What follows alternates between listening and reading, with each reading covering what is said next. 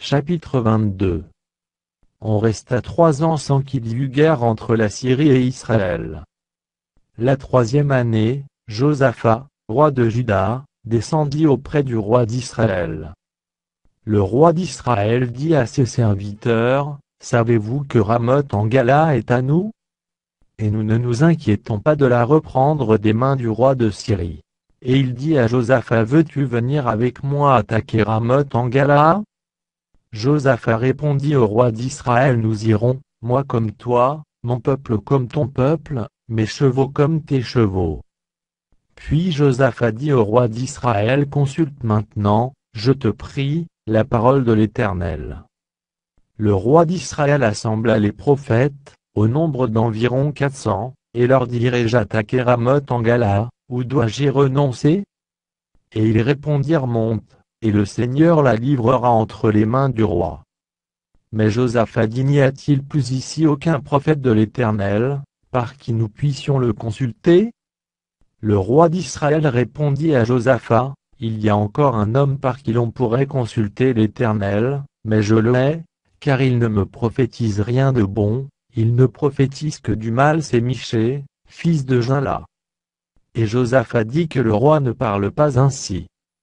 Alors le roi d'Israël appela un eunuque, et dit, « Fais venir de suite Michée, fils de Jimla. » Le roi d'Israël et Josaphat, roi de Juda, étaient assis chacun sur son trône, revêtus de leurs habits royaux, dans la place à l'entrée de la porte de Samarie. Et tous les prophètes prophétisaient devant eux. Sédécia, fils de Kenaana, s'était fait des cornes de fer, et il dit, « Ainsi parle l'Éternel avec ses cornes, tu frapperas les Syriens jusqu'à les détruire. » Et tous les prophètes prophétisaient d'eux-mêmes, en disant, « Monte à Ramoth en Gala, tu auras du succès, et l'Éternel la livrera entre les mains du roi. » Le messager qui était allé appeler Michée lui parla ainsi, « Voici, les prophètes, d'un commun accord, prophétisent du bien au roi, que ta parole soit donc comme la parole de chacun d'eux, annonce du bien. » Michée répondit, « L'Éternel est vivant, j'annoncerai ce que l'Éternel me dira. » Lorsqu'il fut arrivé auprès du roi, le roi lui dit, « Michée, irons-nous attaquer Ramoth en Gala, ou devons-nous y renoncer? » Il lui répondit, « Monte, tu auras du succès, et l'Éternel la livrera entre les mains du roi. » Et le roi lui dit, « Combien de fois me faudra-t-il te faire jurer de ne me dire que la vérité au nom de l'Éternel? » Michée répondit, « Je vois tout Israël dispersé sur les montagnes, comme des brebis qui n'ont point de berger. Et l'Éternel dit, ces gens n'ont point de maître, que chacun retourne en paix dans sa maison. » Le roi d'Israël dit à Josaphat, « Ne te l'ai-je pas dit? Il ne prophétise sur moi rien de bon, il ne prophétise que du mal. » Et Michée dit, « Écoute donc la parole de l'Éternel.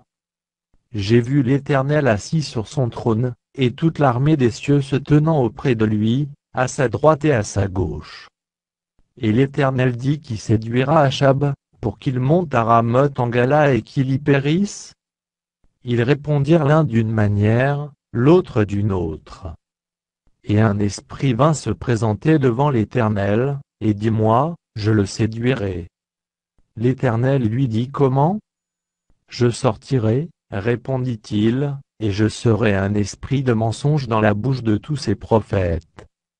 L'Éternel dit, « Tu le séduiras, et tu en viendras à bout, sors, et fais ainsi. » Et maintenant, voici, l'Éternel a mis un esprit de mensonge dans la bouche de tous tes prophètes qui sont là. Et l'Éternel a prononcé du mal contre toi. Alors Sédécia, fils de Kenaana, s'étant approché, frappa Michée sur la joue, et dit, « Par où l'Esprit de l'Éternel est-il sorti de moi pour te parler? » Michée répondit, « Tu le verras au jour, où tu iras de chambre en chambre pour te cacher. » Le roi d'Israël dit, « Prends Michée, et emmène-le vers Amon, chef de la ville, et vers Joas, fils du roi. Tu diras, ainsi parle le roi, mettez cet homme en prison, et nourrissez-le du pain et de l'eau d'affliction, jusqu'à ce que je revienne en paix. » Et Michée dit, « Si tu reviens en paix, l'Éternel n'a point parlé par moi. » Il dit encore, « Vous tous, Peuple, entendez. Le roi d'Israël et Josaphat, roi de Juda, montèrent à Ramoth en Galaad. Le roi d'Israël dit à Josaphat, je veux me déguiser pour aller au combat, mais toi, revêts-toi de tes habits. Et le roi d'Israël se déguisa, et alla au combat. Le roi de Syrie avait donné cet ordre aux 32 chefs de ses chars, vous n'attaquerez ni petit ni grand, mais vous attaquerez seulement le roi d'Israël. Quand les chefs des chars aperçurent Josaphat, ils dirent certainement, c'est le roi d'Israël. Et ils s'approchèrent de lui pour l'attaquer. Josaphat poussa un cri.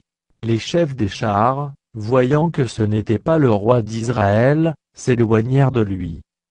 Alors un homme tira de son arc au hasard, et frappa le roi d'Israël au défaut de la cuirasse. Le roi dit à celui qui dirigeait son char, tourne, et fais-moi sortir du champ de bataille, car je suis blessé. Le combat devint acharné ce jour-là. Le roi fut retenu dans son char en face des Syriens, et il mourut le soir. Le sang de la blessure coula dans l'intérieur du char. Au coucher du soleil, on cria par tout le camp, chacun à sa ville et chacun dans son pays. Ainsi mourut le roi, qui fut ramené à Samarie, et on enterra le roi à Samarie. Lorsqu'on lava le char à l'étang de Samarie, les chiens léchèrent le sang d'Achab, et les prostituées s'y baignèrent, selon la parole que l'Éternel avait prononcée. Le reste des actions d'Achab, tout ce qu'il a fait, la maison d'ivoire qu'il construisit, et toutes les villes qu'il a bâties, cela n'est-il pas écrit dans le livre des chroniques des rois d'Israël? Achab se coucha avec ses pères. Et Achazia, son fils, régna à sa place.